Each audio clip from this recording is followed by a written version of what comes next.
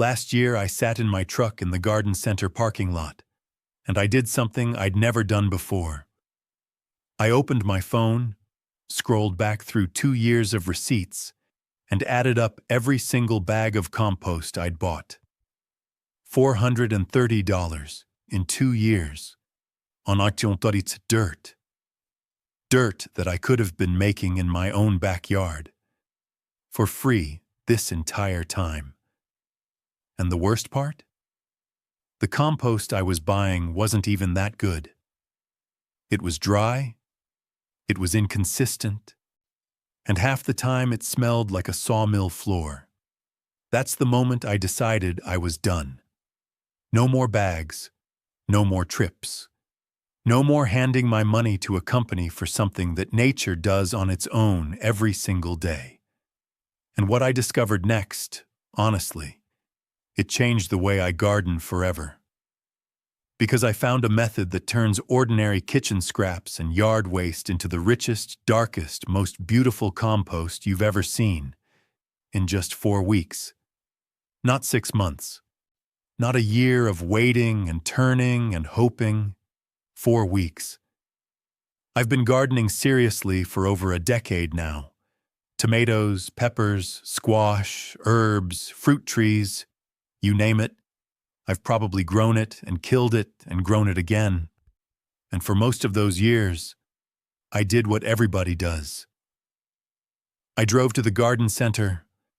I loaded up the truck with bags of compost and potting mix, and I didn't think twice about it. That's just what you do, right? That's what all the books say. That's what the YouTube videos say. Amend your soil, add compost, feed your plants. And I agree with all of that. Compost is the single best thing you can add to your garden. No argument there. But here's where I went wrong. I assumed making my own would be too slow, too complicated, or too smelly to deal with. I'd tried a basic compost pile years ago, tossed stuff in a corner of the yard, turned it when I remembered, and 8 months later I had a soggy, half-rotted mess full of fruit flies. So I gave up. I figured the bagged stuff was just easier, and it was easier until I sat in that parking lot, staring at $430 in receipts, and realized easier was costing me a small fortune. That's when I started researching. Not casual browsing. I mean really digging in. Reading composting studies. Watching how commercial operations do it. Talking to old-timers who've been making their own soil amendments for decades. And what I found? It blew my mind. See, because the method I'm about to show you is not new. It's not some internet hack. It's based on principles that have been understood for over 100 years. Nobody had shown me how to do it right. Here's what nobody talks about when it comes to store-bought compost. You have absolutely no idea what's actually in it. I mean, think about that for a second. You're buying a product that you're going to put directly into the soil where you grow food for your family. And you're trusting a label that says organic compost or premium garden blend without knowing where those materials came from. I've cut open bags that were mostly ground-up pallets, shredded lumber waste dyed brown to look like soil. I've bought compost that was so full of herbicide residue it actually stunted my tomato plants. And I'm not the only one. There are gardeners all across the country who've had entire growing seasons destroyed by contaminated compost they bought in good faith from a major retailer. And the companies? They don't care. Because they'll sell you another bag next season. That's the business model. Dependency. You come back every spring, every fall, and you buy more. And the prices keep going up. 5 years ago, a bag of decent compost was maybe $3 or $4. Now you're looking at $6, $7, $8 a bag. If you've got raised beds, and a lot of us do, you might need 15 or 20 bags just to get through the season. That adds up fast. And meanwhile, You're throwing away the very materials you need to make compost that's better than anything you can buy. Think about it.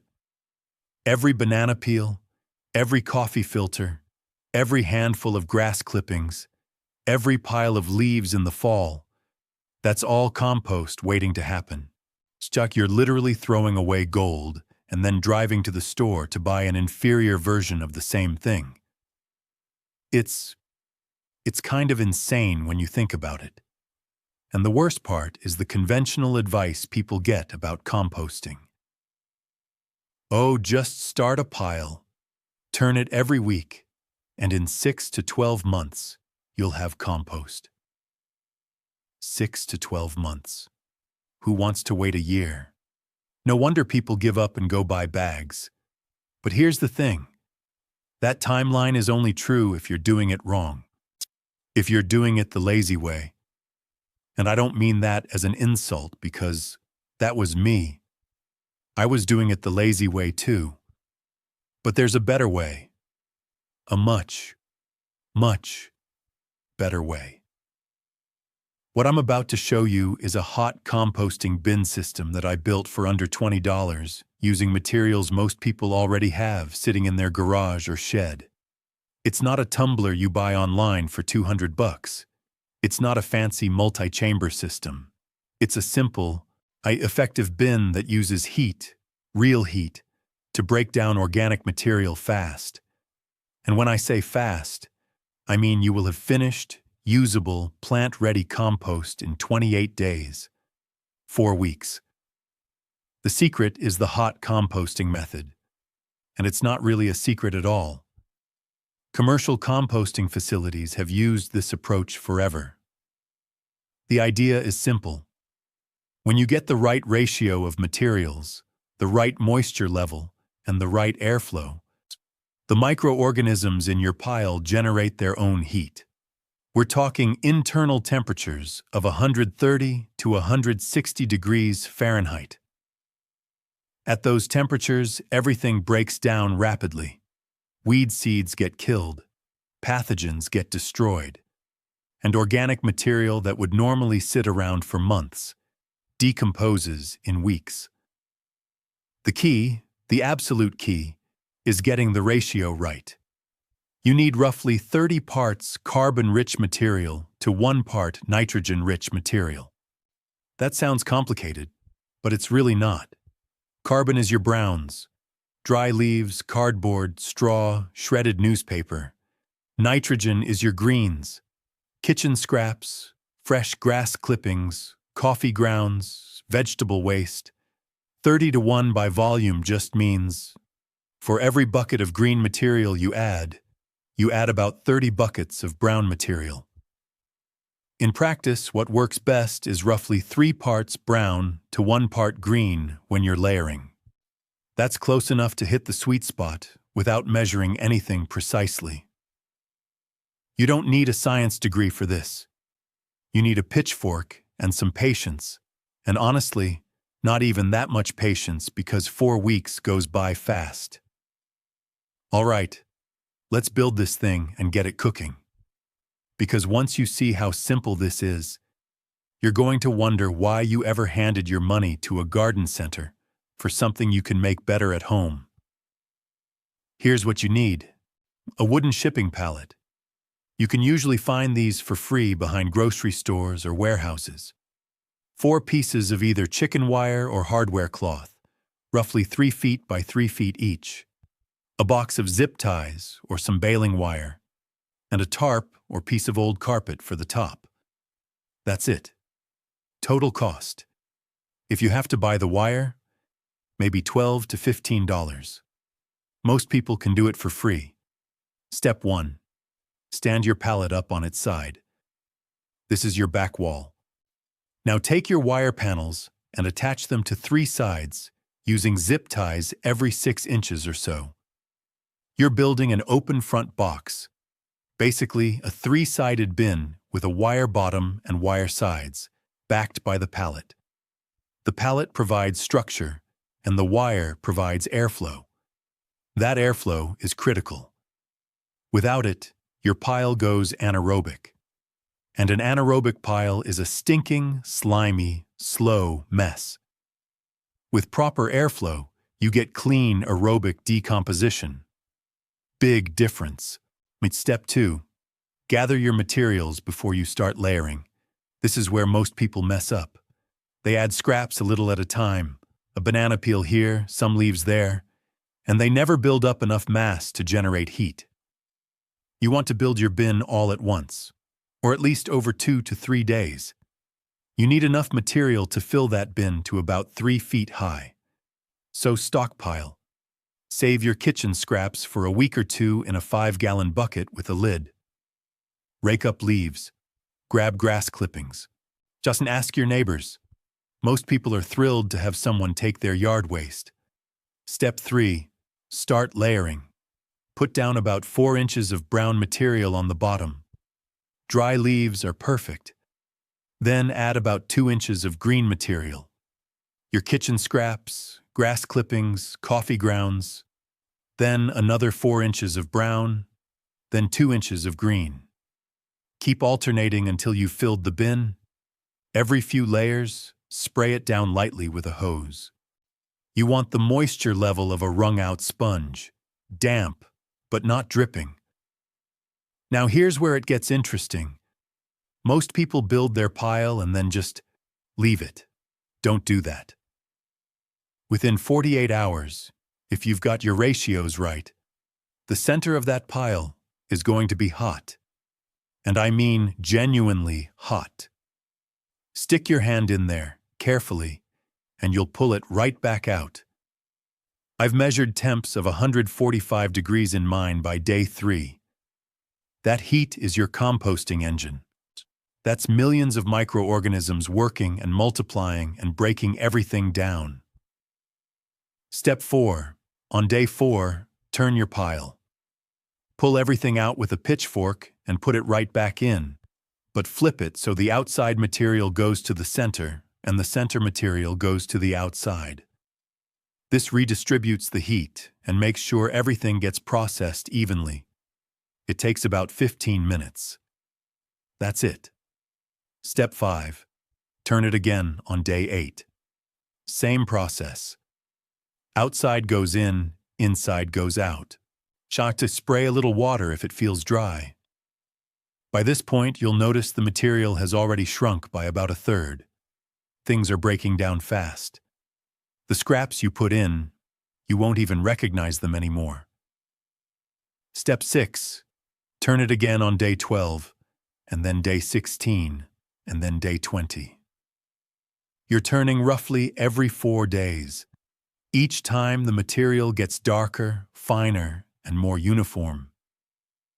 By day 16, it should smell, and this is important, it should smell earthy, like a forest floor after rain. If it smells bad, sour, or like ammonia, you've got too much green material. Add more browns and turn it again. Step 7. By day 24 to 28, you should have finished compost. Dark, crumbly, earthy-smelling material that looks nothing like what you put in 4 weeks ago. If there are still some chunks, a corn cob that didn't fully break down, a thick stem, just screen them out with a piece of 1/2-inch hardware cloth laid over a wheelbarrow. Toss the chunks back into your next batch. Nothing is wasted. One pro tip that made a huge difference for me: chop your materials up before adding them. Don't throw in a whole cantaloupe rind. Cut it into 1-inch pieces. Run over your leaves with a lawnmower. The smaller the pieces, the more surface area for microorganisms to work on, and the faster everything breaks down. This single step can shave a full week off your composting time. Another thing, if you want to supercharge your pile, add a few shovels of finished compost or garden soil to your layers. That introduces billions of beneficial microorganisms right from the start.